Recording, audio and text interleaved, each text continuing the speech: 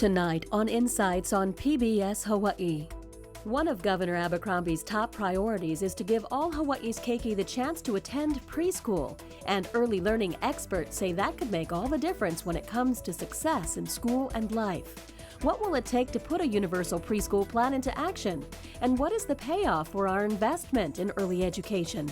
Now live in our studio, our host, Dan Boylan. Aloha and welcome to Insights on PBS Hawaii. I'm Dan Boylan. Hawaii is one of only 11 states that does not fund preschool programs. Close to half our children come to kindergarten without preschool experience, and educators say those kids start at a disadvantage that's difficult to overcome. Aided by a coalition of early learning advocates, Governor Abercrombie wants to change that. Last year, the state passed a law that starts a transition from the current junior kindergarten to the anticipated Hawaii preschool program. This year, legislation is in the works to move that process along. On the national level, President Obama also wants to make early childhood education a priority. He's proposed a federal-state partnership to fund high-quality preschool for all 4-year-olds. What are the benefits to our keiki and to society at large when all students start school before kindergarten? Tonight, we'll speak with the governor's top expert on this issue, as well as educators, advocates, parents, and policymakers. Many of you have firsthand experience with this issue as parents and grandparents, employers, teachers, and as preschool veterans in your own right. I never had that experience. I feel bad. So we hope you will contribute your questions and thoughts tonight. Is preschool necessary to prepare young children for school and beyond? What should they learn before kindergarten? And is this a worthwhile investment for our state? You can join our conversation by calling, emailing, or tweeting your questions and comments for our guests. The contact information you now see on your screen will be repeated throughout the program. Insights is also streaming live on your computer and will be posted on our website after the broadcast. Now to our guests. Terry Locke is director of the State Executive Office on Early Learning, a new cabinet-level position in the state administration. Before coming to the governor's office, Terry directed Kamehameha School's community-based early childhood education division, and before that, she was Maui County's early childhood coordinator. State Senator Jill Tokuda represents the Windward District from Kailua to Kanoe. She is Majority Whip and chairs the Senate Education Committee, where she presides over hearings on early education bills. Jill also serves on various education-related commissions and task force. Kanoe Naone is Chief Executive Officer of INPEACE, the Institute for Native Pacific Education and Culture. INPEACE programs, such as Keiki Steps to Kindergarten, serve thousands of economically and educationally disadvantaged children and families. Kanoe previously taught in the DOE's Hawaiian Immersion Program and worked for the Keikioka Aina Family Learning Centers. Keith Vieira is Senior Vice President and Director of Operations for Starwood Hotels and Resorts in Hawaii and French Polynesia. Keith is on the Leadership Council for the Be My Voice campaign and has testified at the state legislature, giving the business perspective on the benefits of preschool.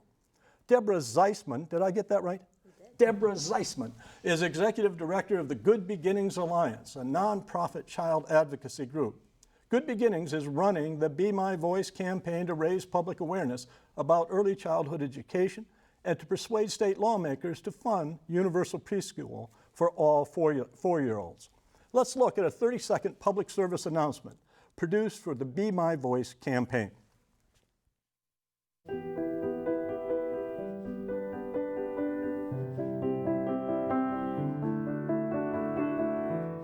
The state of Hawaii spends nearly $50,000 a year on each prison inmate, and almost nothing on our preschoolers. Don't imprison our children's future. Ask your legislator to fund preschool for all 4-year-olds. You can change their future at BeMyVoiceHawaii.org. Deborah Zysman, that's a pretty scary ad. I mean, if we don't have preschool for our kids, if we don't have an early education program, they're going to end up in prison. Now, that's kind of harsh. Well, it's a metaphor, Dan, but we did want it to be provocative. I think when we set out to do this campaign, we knew that early educators have been working on this issue for a long time and sharing the research and how kids really benefit from preschool, but it seemed like no one was listening. And so we set out to kind of shake people and say, can they pay attention? And you know what?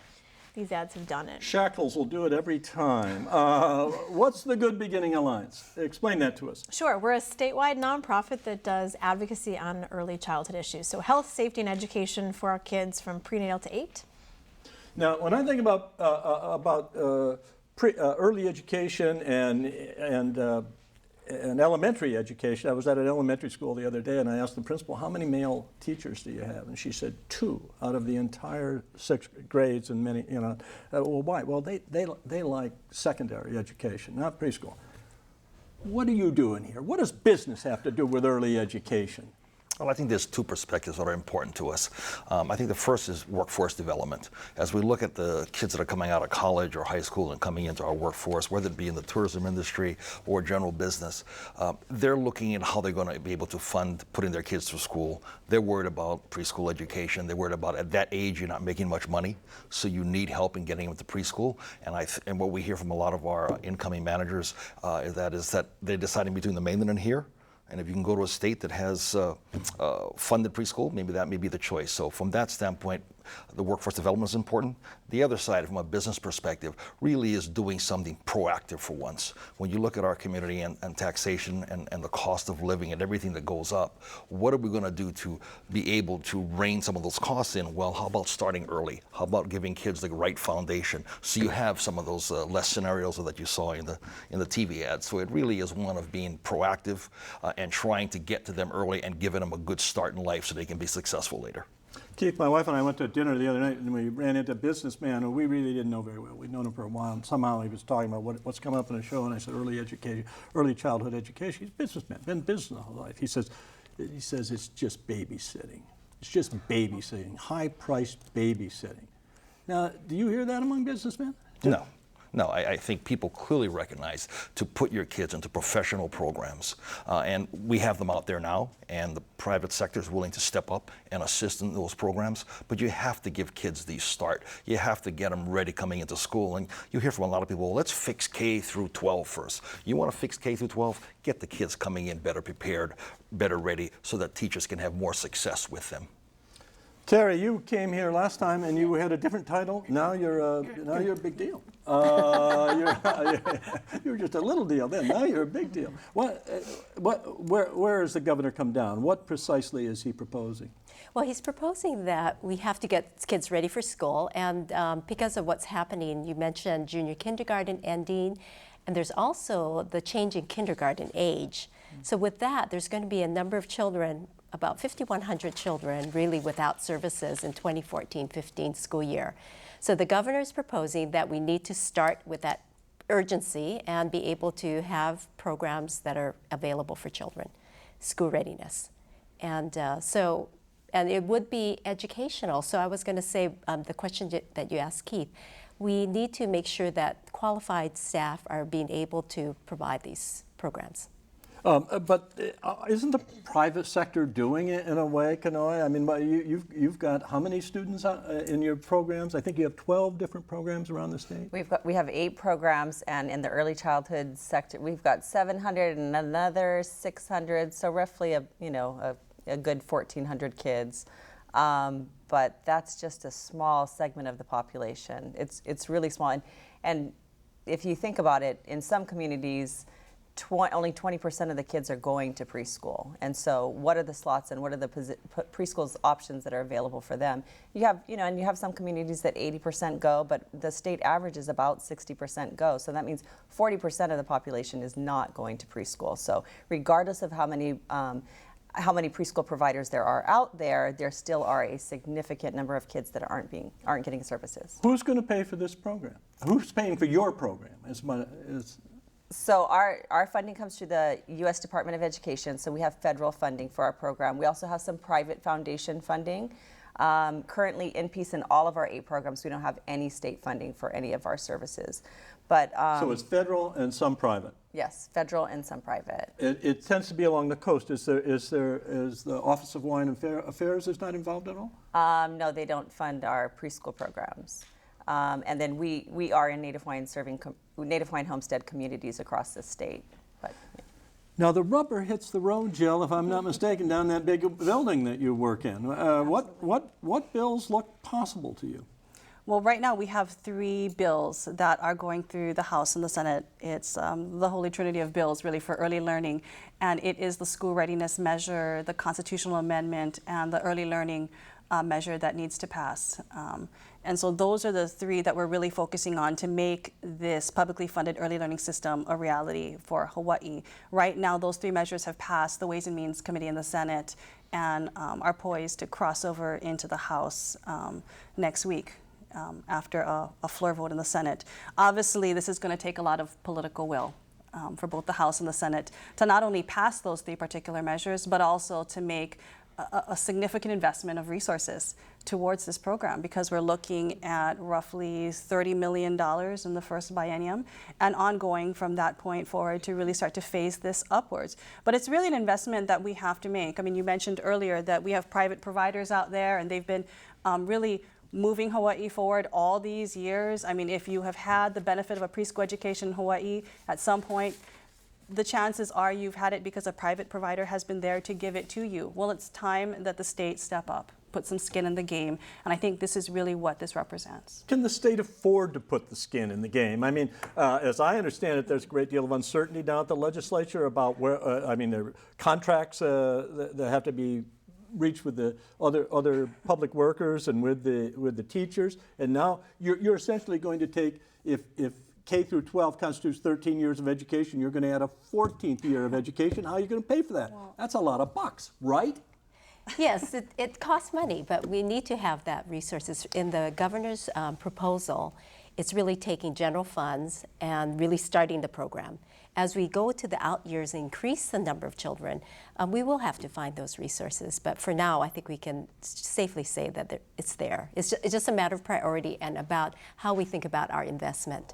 And I think if you go back to the prison commercial, the reality of it is we're already spending huge amount of money on remediation and other social kinds of services as a result of our kids not being ready in 3rd grade. They basically say that prison beds are created based on 3rd grade reading scores, and the largest and most impactful way to positively impact 3rd grade reading scores is early childhood education. I was going to say there's an even more immediate return that I think we can't afford to miss out on, and that's actually special education. The research shows kids who go and get early learning experiences are less likely to need special education. And I was just looking at the numbers on this today. Special education costs for our Department of Education are about 40% of the DOE budget. And that's for about 10% of our kids. So even if we can reduce that a little bit, it's huge cost savings down the line for DOE. So I mean, that's a quick, if you look at long-term returns in terms of workforce and inmates and things like that. But if we can help DOE reduce special education costs, which other states have seen, that's huge. I think the other thing for us on the investment piece, though, is thinking about the president, as you mentioned in the open. And that right now, Hawaii is not in a great place to tap federal funds that may be coming out in the next few years. If we're one of the only programs, states in the nation without any kind of program, we will miss those federal funds. So my argument would be we need to find the money this year. We have to start investing in this. We can't afford not to. Keith, I still want to go back to that question about taxes. It seems to me that Terry says that that we'll have to find other. We're going to start with general fund money and $30 million, whatever it is, of general fund money. But isn't there then we'll find other ways. Well, what are the other ways? Doesn't that mean some federal money? And doesn't it mean perhaps raising taxes? And people in the business community, small businesses certainly, always complain about that. Yeah, no, I think it's a good point. What you have is some of this is paying it forward. If we can, this takes a number of years to get into effect. So, but it's 5,500 students in the first year, and then it grows until at some point when it's all 18,000, I believe. It also is, people forget that it's co-funded. It's not free for everyone. People are paying a portion by the amount they earn. So there is skin in the game from parents also. I would guess at the end it would be somewhere between 75 and 80%, though, that would be in the program. When you look at that and you look at the time they have to go in, I think the DOE can go into their budget and look for some of the savings that they're going to get down the road. But this is a matter of priority and will. If we don't start with these, you have problems later. And we've been kicking that can down the road. We've got to step up to it. And I think from a business perspective, it's all about being proactive and understanding what's the investment today, what's my return on that investment later. And I think we recognize that that investment is much better made up front now versus paying the price later. The research shows, finish the sentence for me. Who wants to finish the sentence? The research shows. Well, the research shows that the investment that you make now for every dollar, we're going to be saving about $4.20 in the cost of special education, incarceration, those kinds of things. The other thing is the research shows that we're one of 11 states that don't have a state-funded preschool program, and so 39 other states have done it. And so there's a way to do this, and it is a matter of priority. And I think, if I may add to that too, there's an actual benefit, as I brought up a few times, of actually being one of 11 states that have not put a preschool program in place, in the sense that we can actually learn from some of the best practices out there across the country. So we don't necessarily have to reinvent the wheel. We don't have to make those mistakes that other states have made. So Terry and her team, they can go out and take a look at what other states have done, the strategies that they've tried, the metrics that they've put in place, the assessments, and they can actually take all of those best practices, know what we know here locally to be true, and put in place something that really works well. And so if there is any benefit to being one of the last in the game, it's that we can learn from the successes and the failures of others across the country. And I know that that's something that they are in fact doing right now. You want to expand on this definition of what the research shows? Yeah, 85% of the brain is developed before age 5. I mean, that is 85%. You have missed the boat if you miss that opportunity. But I can see some guy out there saying, well, if you're going to provide for 4-year-olds in 85%, that means you got one fifth of right. You're going to do what? You're going to add one more year. So what about 3 and 2 and 1? And doesn't that mean a socialist state where we're not having families doing any of this thing anymore? We're having preschools do everything. Where's mom and dad? Don't they have responsibilities and all that? Yeah, no, I think that actually the family-child interaction learning programs, or the opportunity to work with families and helping them to develop their understanding of how children learn and grow, is a incredible leverage point. That's really what we need to be doing, especially at those early ages. I mean, if you think about it, so I graduated, I had a college degree, 24 years old, I had my master's degree already, had no clue when that baby came home what the heck I was going to do. I really thought that I didn't know what I was doing, and so parents, it doesn't matter what your educational attainment is. It's a little frightening. You were MA stupid like all the rest of us. But quality early childhood education really does include what Kanoe said. It's a partnership with the family. So it's not just going to school, and what Keith brought up is also that parents have the skin in the game. They take responsibility, and there's also ways to help them. Yeah, it does seem to me that it's going to have to go further, right? I mean, ultimately, if you believe in this, it's not. I don't want to say believe. The research says. The research says. But you use $1 and $4.10. I saw somebody claiming somewhere $1 invested may result in $7 to $10 savings. That's probably if we assume all of them end up in shackles. I don't know, but that I'm always a little bothered by numbers like that. It seems excessive to me. Or how do we know? Have we had preschool so long that we know the difference? Yeah, we have almost 40 years of research now, in for decades. I guess my question shows how old I am, how far back that goes. So what's the rest of the Alliance's campaign? I mean, do you hope to get these bills through this session? We're very hopeful. We think they're moving. We think there's a lot of community energy around it. We've been out in the community talking to parents, family members, grandparents, and they're really crying out for this, that families need help. There's access issues. You have families where not only parents but grandparents are in the workforce now, and so it is an issue of what will we do with the child during the day. Families see the benefits to having good quality early learning programs. They don't want their kid just going to someone's house and being plunked in front of a video all day long, because they see the developmental impact. So we think people have been speaking up. We think things are going to move. They could be watching PBS Kids, you know, which we think is very good for. Yeah, for an hour a day. For an hour a day. Limited, but yeah. More of their time. We want more of that. They don't watch Insights, I hope for that. But you've had small children. They're not all that small anymore. I have two. I have a 3-year-old and a 4.5-year-old. Oh, and they're both enjoys PBS Kids, by the way. And they're, well, thank you very much. We appreciate the plug. And are they in preschool? They are both in preschool.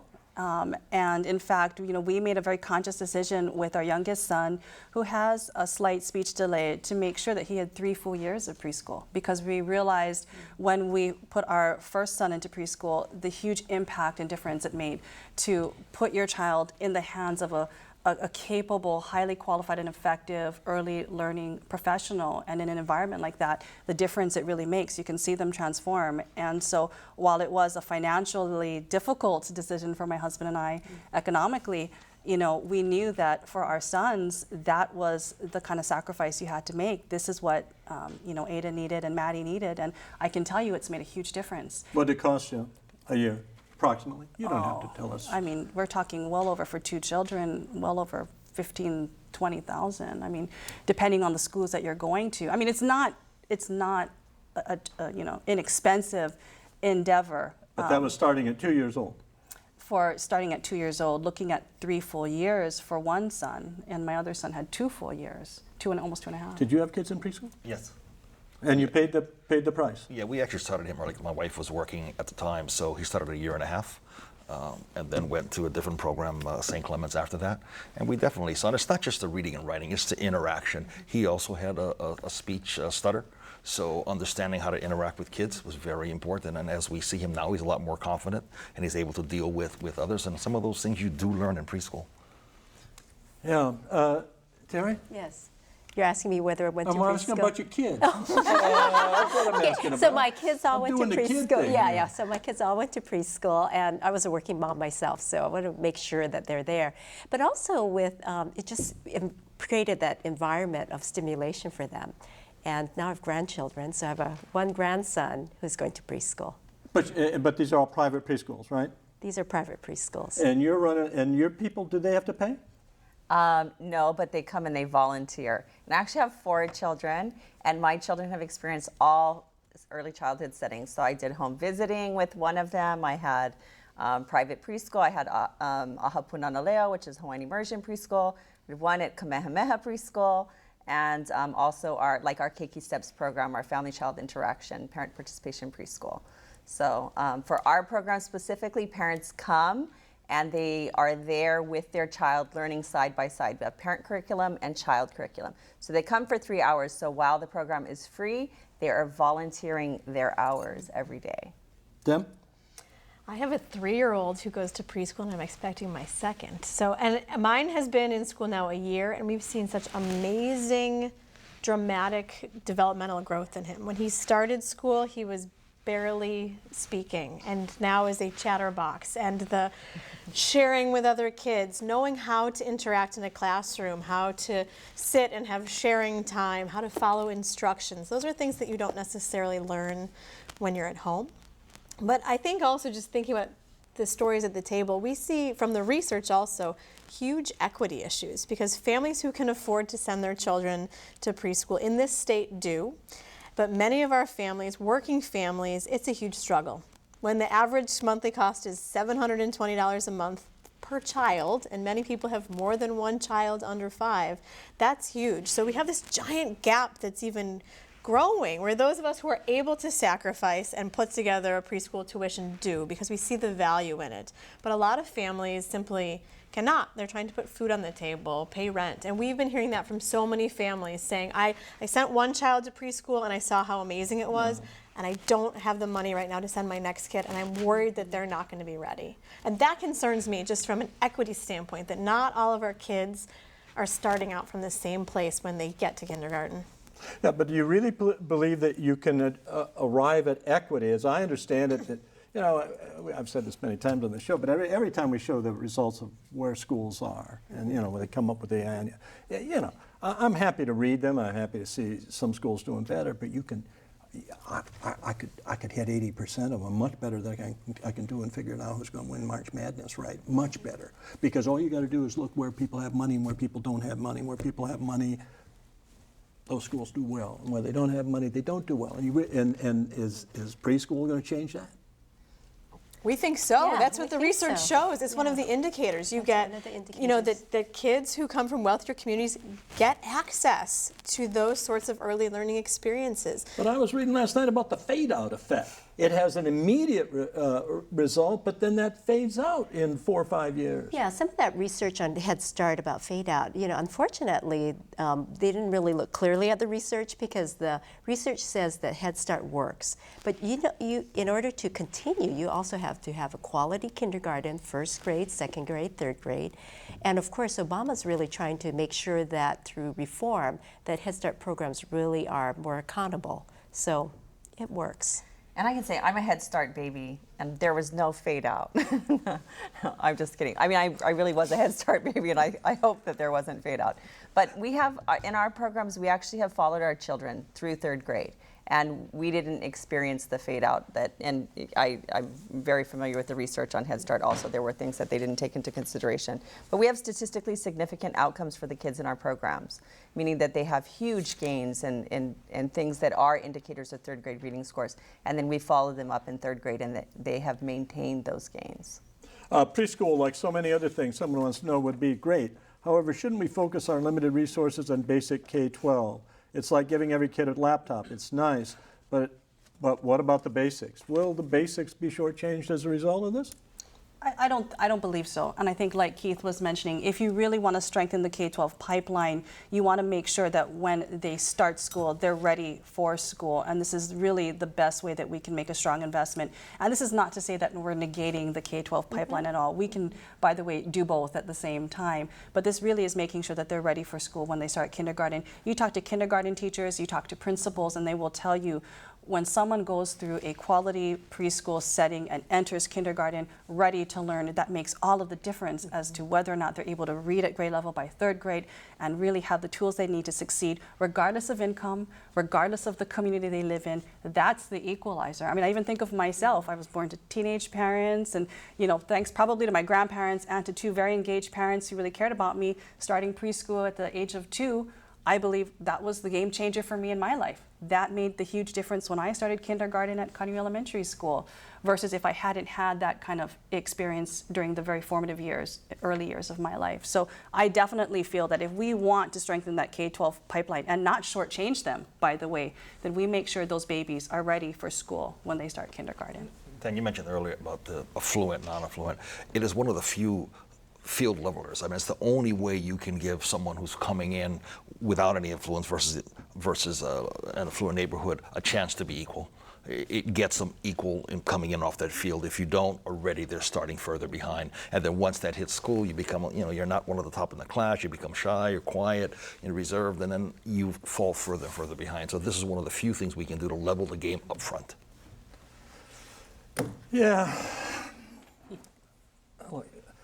I'm not a preschool baby. I'm not even a kindergarten baby. We can tell.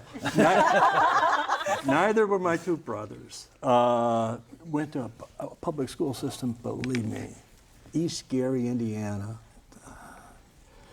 We only had 7 degrees between us. None of us ever went to jail or were shackled that I know of. We all had jobs. I was a college professor. I'm not sure you can call that a job. That's good fun. But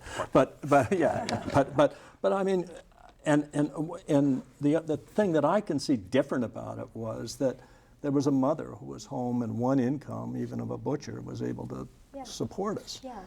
And she, you know, I guess she spent a lot of time with us. I don't remember that well, but I remember being read to and things like that. But you're arguing, you would argue that you need, even if you come from a background where there's a single parent at home who's really dedicated to helping you out, you're going to need that preschool. Yeah, That's I think what you're saying. you do. Well, as far as the workforce, about 62% of our mothers are working. But the other part is, today's different. I mean, there's really, we know more about brain development research. So we want to make sure that these are, we know these years are the formative years. We want to make make sure we take advantage of that, because it makes a huge difference for our children. And I think that it is a generational thing, like what the demands are currently, economically for families and just the sheer number of people that go to work. But the same thing can be said about college degrees, that, what is it, only 1/4 of the workforce needed a college degree if you graduated in the 70s. And now if you graduated in, in this generation, basically 2/3 of the jobs require college degrees. So it's a little bit different at times. Call from a DOE kindergarten teacher. Concern is about staffing. Will the current DOE teachers who are certified to teach kindergarten through grade 6 be displaced by credentialed preschool teachers? If so, that will result in massive layoffs of DOE teachers. Susan and Mililani, you understand that? I think they're talking about that now. The junior kindergarten will no longer be there, and then And the junior kindergarten takes kids at 4. they were. So the junior kindergarten were our late-born children going to kindergarten. Okay. Yeah. So that's been part of the DOE. Now it's changing now it's going to become a public-private system with the proposal up front. So the DOE can participate in this program. We will be able to contract with the DOE and DOE principals. There are quite a few that are interested in having a preschool program on their campus. And my understanding also is it's just the first year that those 5,100 won't be there, because then the cohort will be complete, and so it's just really 1 year. And so if you think about all the teacher turnover, it doesn't seem likely, with the number of teachers that have to be replaced year after year, that anybody that's already in the DOE system won't actually have a position. And I think the important part to note is that this is definitely to provide some comfort and assurance to this particular teacher. This is one of the issues that we're very much aware of that's of concern, especially to the kindergarten teachers, is what will happen to me when that year hits and we have less kindergarten students entering the classrooms and they're worried about the weighted student formula and will their jobs be impacted. This is one of those issues that Terry is very much aware of. We're talking to the Department of Education in terms of how do we help schools deal with that ebb and flow in terms of their weighted student formula so that we have the least amount of impact, because as Kanoe mentioned, while you may have less students coming in that first year that junior kindergarten sets to sunset, you will have them coming in the following year when they all come back in. So it's kind of like this as the cycle will go. But it is being very seriously looked at and addressed so we can help all of our schools really transition and phase into that time period with the least amount of disruption, and we're very aware of the teacher concerns in this particular area. Catherine in Kanoe, a former preschool educator, now a principal, found the ad offensive. Deborah, found the ad offensive? This is for you. Why is the governor eliminating junior kindergarten and going to public-private program that will cost some parents money? Why not expand the junior kindergarten? I guess that's actually for her. Let's start with a two-part. Let's start with offensive ad. Let's start with offensive ad. Again, as I said at the beginning, I think our purpose in this campaign was not to offend, but to draw attention to it, and it did that. I think we have had everyone from bus drivers to clerks at a checkout line at the grocery store. When I've mentioned what I do, say, "Oh, I've seen that ad," and I'm outraged. I've heard that we're one of only a few states that doesn't have preschool. So from our perspective, it got people talking about it. So I'm okay if a few people are offended, because we wanted to make this a priority issue, that we're not doing right by our kids right now, and we need to start and get people talking about it. So frankly, if a few people are offended, they're talking about it still, and so I'm okay. Would you use a shackle ad to get people to come to your hotels? I don't think you'd do that, would you? No, we do sunscreen and things like that. But it brings up an interesting point. You had a teacher call in, you have parents calling in. Who speaks for the children? I mean, you go down to the legislature and there are the kupuna there and they're worried about Medicare and others, they're all needed programs, and it's good that we take care of them. But who speaks for children? Who speaks for that 3- and 4-year-old who says, give me the right start, give me an early education, let me get ahead? And that's what this is about. So if it offends a few people or it shakes a few things up, good, because somebody has to speak for the kids. David Brooke, the New York Times conservative columnist, has long written that there's been a big shift in what we are doing with the nation's resources. They've gone to older people and away from kids. And that's exactly the point that you're making. Who speaks for them? Boy, we can get the AARP up here. Don't you worry. They'll come every time. Jennifer in the Big Island, current state law Hawaii state law requires parents to have their children enrolled in public or private school by age 6. Will the proposed bill mandate the children to be enrolled at an earlier age, or will it be optional? Yeah, so what's happening is this is a voluntary program. So it is voluntary for families. It won't be a mandated program. Will there be enough trained and qualified teachers to train all preschoolers in Hawaii? Will quality fall if everyone is in preschool? I don't quite understand that. Lloyd from Waianae wants to know, what's the plan? You know, and I think that's something that definitely Terry is working on, is to make sure that we have the workforce capacity as well, to be able to make sure that we have that skilled workforce to be able to provide our preschoolers with those teachers and those aides to be able to fill those positions. So she's working with our post-secondary institutions to make sure that we have that workforce, because it really is a capacity issue when you look at, and that's why we're really phasing this program in and not just doing it all at one time. I mean, some would say, let's do all 4-year-olds all at one time versus just the late-borns. This phased-in approach is really the prudent approach, so that we can really start to walk before we run. And Terry's working on looking at capacity issues from a workforce perspective, funding, as well as looking at providers and facilities. And so that workforce one is something she's working with our post-secondary institutions as we speak. And I think we're going to be ready when the time comes. I just want to tell you that I think you guys are definitely giving early education and the kids a voice. I mean, I'm joking about your ad, but we've certainly all become aware in the last year, big time since you were last here. Would the preschool experience offer options to family other than just drop-off preschool? Yeah, I think that's what we're promoting. We're promoting that we need to meet families where they are, and so like family-child interaction learning programs, like I said before, our Keiki Steps program and Keikioka Aina's parent participation preschools and partners in development. That option where families come with their child, because for a lot of people culturally, they don't want to drop their child off with somebody else. They want their children with them, or they want grandma taking care of them, but they want a learning environment where their kids can get ready for school. So there are options that we're promoting in the legislative bills. Yes. Do you want to hear more? No, I thought you were going to offer. Yeah. So the options are not only the different kind of settings, but also where they are. So there are families certainly that would prefer just drop off, and many families need the drop off because of their work schedule. But sometimes families don't want that. So we're looking at family choice, and over time we want to make sure that all of those settings have the same kind of program criteria and qualifications, so there's quality across the board. Somewhere I read that the present so-called systems that we have of early childhood education in the United States, and the states that do have them, are really not. They're currently fragmented, is one of the criticisms, that they're underfunded, underfinanced, and that they're very bureaucratic. Is that how do we get around all of those criticisms in creating a new one? You're saying that we've got all these other examples, but how do we get around that? Yeah, I think as Jill said, we have lots of examples from other states. As far as creating, well, there needs to be standards, curriculum, teachers need to be qualified. So it is putting in above just health and safety standards. We need to make sure that there is quality improvement all the way around. As far as not making it bureaucratic, I think it's person to person and relationships. That's one of the key things in early education is relationship building. And how are we going to work around the red tape? Going to make it as friendly as possible, as seamless as possible for families and for children and staff.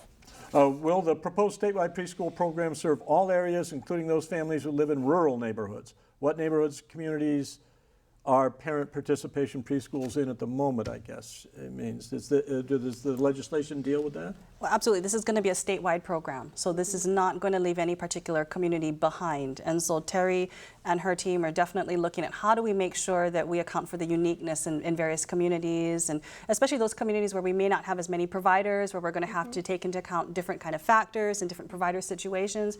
And I think, the bureaucracy question that was just there, I think the uniqueness about this and what's going to maybe set us apart from other states is the fact that I mentioned earlier, we are taking a very prudent approach. We're starting in phases, and I think that's really important. We're not just leaping to try to do everything at once. We're really taking this in a phased-in approach, and that's really important because we're trying to do this right from the very beginning. We're also really heavy on the private-public partnership aspect. We're learning from the private providers that have literally been doing this for 30, 40, 50 years here in Hawaii. And that's really important for us to know that government doesn't know it all, by the way, and don't let my colleagues hear me say that. But we really are emphasizing the importance of working with our private providers to put this system together and do it right for the children, and make sure that at the center and the core of all of this is making sure that those students and those children have the best quality preschool experience they can have so that they're ready for school. Keith, do employers talk to their employees about preschool and what they, because if you go to a hotel, you see an awful lot of young people, an awful lot of young employees who I imagine have children. Do you provide sort of nursery things now, or do you ask them and survey them about what they want in early childhood education? Yeah, each hotel has their General Assembly meetings with the employees, and we try to look at what issues are out there. Healthcare, aging workforce, things get more complicated. Are people as literate, technology literate, et cetera? But what you hear from the young workers is the issue of concern on preschool. Many times they're working 2-3 jobs, and none of them are a full-time. So you're working 20 hours, 20 hours, 20 hours, and maybe you're, both partners, both of the couple are doing that. How are they possible? Grandma's helping, and if you're younger, your parents are probably younger, so they're probably helping. But is that the environment that gets them ready in kindergarten? Yes, it's a part of their education, but it can't be the only thing. You have to have, along with that, set regimented, curriculum that you're going through, the interaction of the students with each other, and then what they learn from their kupuna and brothers and sisters match up nicely. What about homeschoolers? Yeah, homeschooling. I mean, we want to make sure that families have choices, and there are many families that want to stay home and can. As you mentioned, I was just thinking about my daughter who's actually working part-time and home part-time because she has a small baby and a 3-year-old. But she's learning how to also provide some activities that are stimulating for her children. So homeschooling is still an option for families. It's not a mandatory program. Yeah. And so people who want to homeschool and have the luxury of being able to help their children grow and learn, they are provided that opportunity. Kanoe, someone calls in and says the lower statistic is in communities with high populations of Native Hawaiians. Truly tragic. Does the Native Hawaiian community need preschool more than other communities? No, that's interesting. No, I think everybody needs to know how kids learn and how kids develop. And I think that there's actually amazing strengths and assets that lie in the Native Hawaiian community, especially with kupuna taking care of the grandchildren, with the stories that are shared with fishing and hunting and all kinds of wonderful activities that actually help kids get ready for school because they build those higher level thinking, cognitive, those higher level thinking skills and build the brain connections. But it's a matter of like everybody, routines are important or nutrition is important. It's about access to information. So I don't think that it's an ethnic thing, but I do think that culturally, Native Hawaiians have a tendency to want to keep their babies close to them. And so, like I wanted to be with my babies. And so it's having the opportunities to help your kids get ready for school and understanding how kids learn so that you can provide those opportunities. Deborah, what about what's your next ad? I'm still worried about you and your ads. I mean, what's next? Oh, we're going to keep you guessing, Dan. How are you financing this? Are business people coming through to help you? Or? Yes, so we have had a number of the members of the philanthropic community come forward who have been backing early childhood and seen the importance for years. So they've put some money towards the campaign. Business sector has come forward. It's an amazing group that have all put in bits and pieces to put it together because they're truly seeing that this is something our state needs to do. And so many at the table, especially business sector folks, are saying, we talk about so many problems in our state. We talk about homelessness, we talk about economy and jobs, and this is one of those pieces where we can truly be preventative. So they're excited about that option, that this is a way we can change the trajectory of what's happening in our state. And so that's why and we're not just doing ads, we're doing a lot of, we're actually working in the community as well. So majority of our work is actually out in the community with organizations, with preschools, and with families, and just trying and mobilizing them to have more of a voice and share their stories about why they think this is important. It's across the community. We have Randy Pereira from the Public Workers Union. Castle Foundation has done amazing work. Kamehameha has, besides putting a lot of manpower into it, has provided a lot of funding. So you really have a cross-section of the community out there saying it's about time we get this going, because the private side feels it's been doing most of the legwork. And now we want to get a partnership going, get parents involved, and get this moving forward.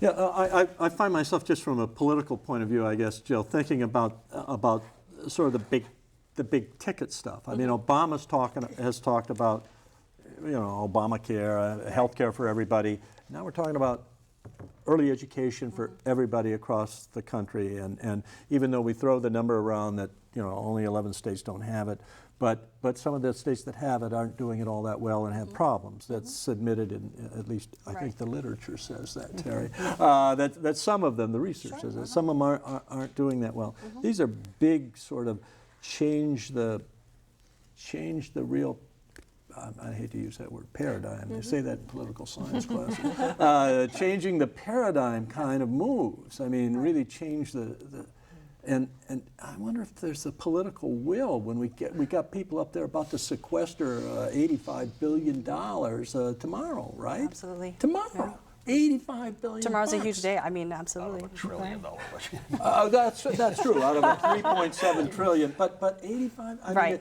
mean, but I'm really talking about the gridlock. The gridlock where they can't seem to get anything done. So I wonder about the political possibilities of making things this big happen. Right.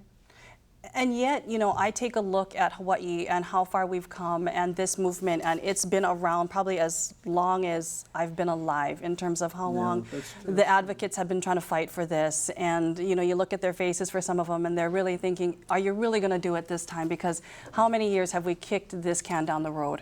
Are you really going to invest this time?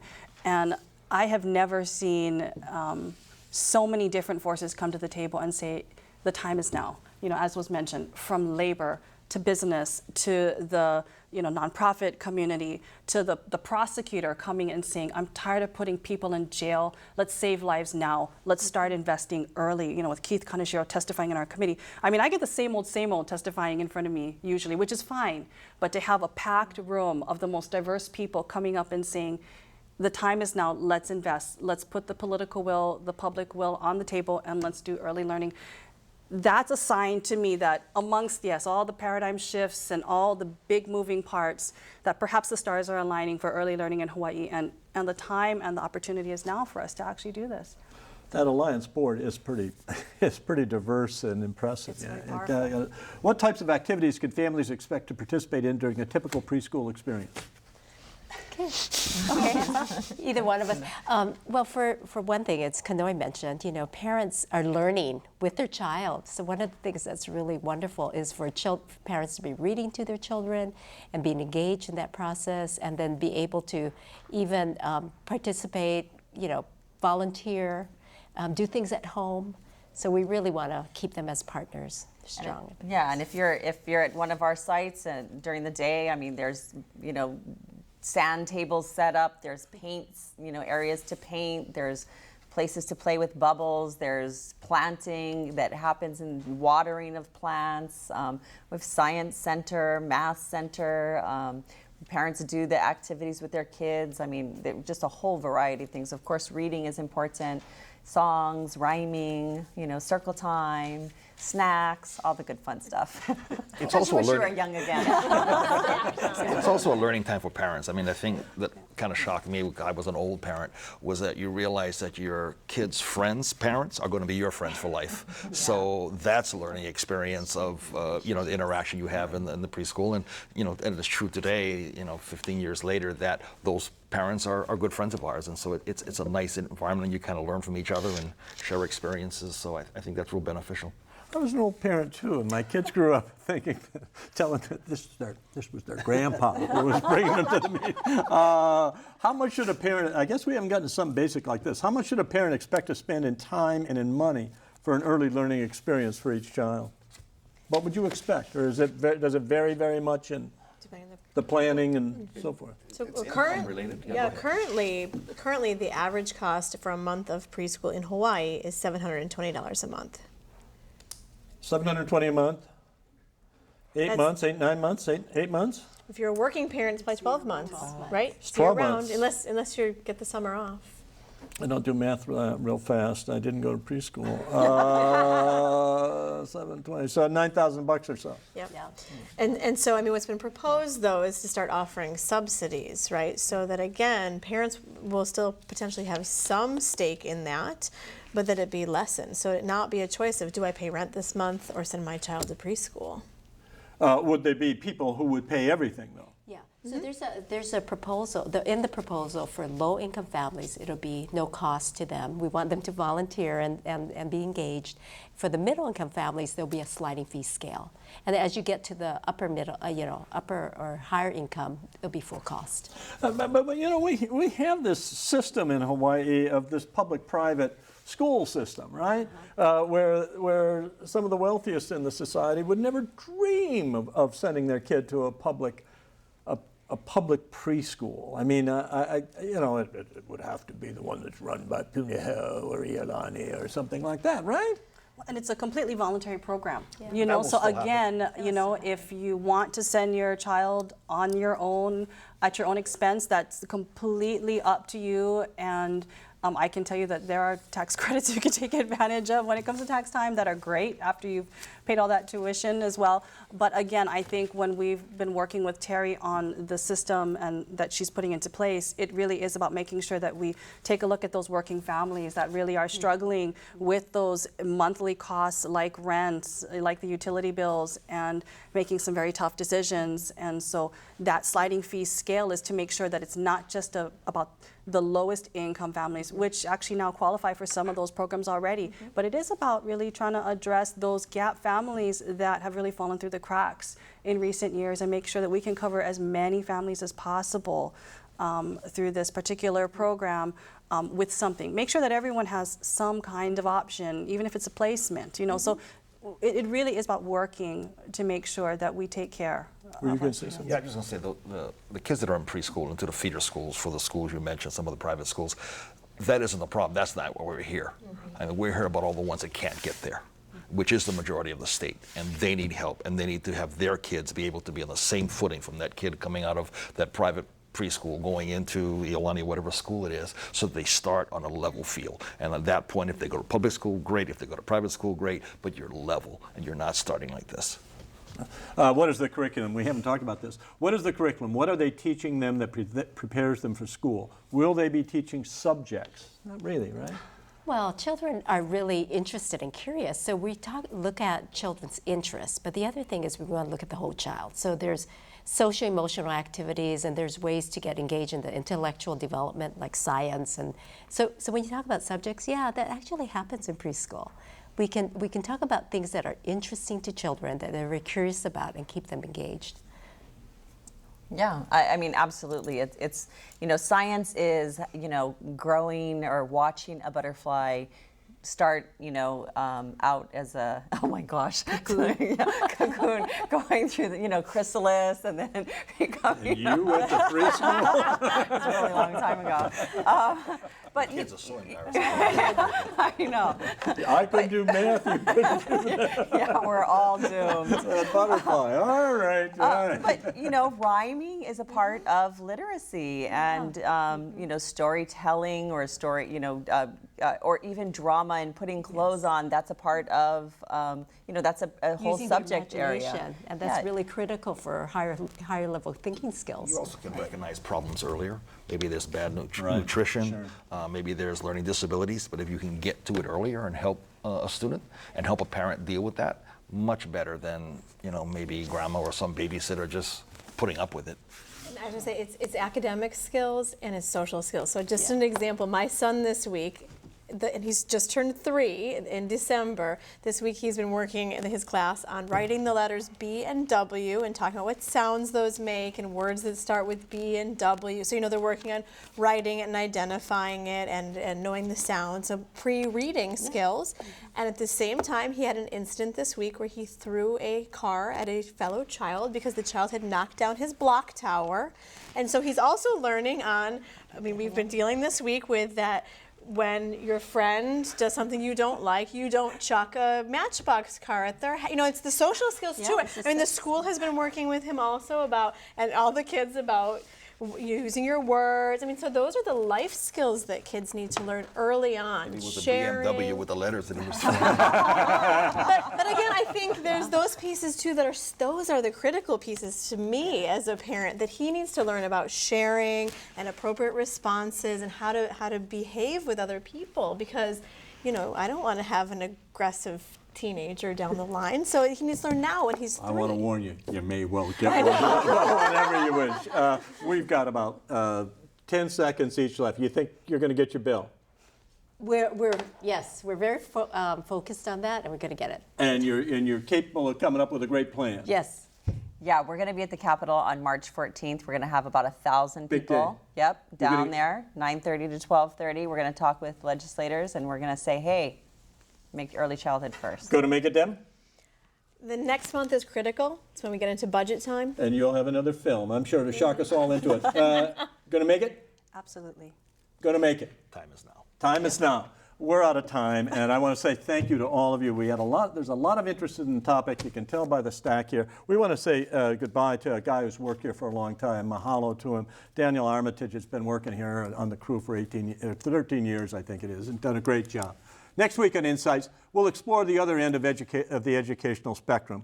We've heard about recent problems at the University of Hawaii, but next week we'll talk with UH President Marcy Greenwood, with a member of the UH Board of Regents, and with representatives of Hawaii's business community about the university's mission and the progress it's made in advancing the state's economy. That's next time on Insights on PBS Hawaii. I'm Dan Boylan. Ahui ho.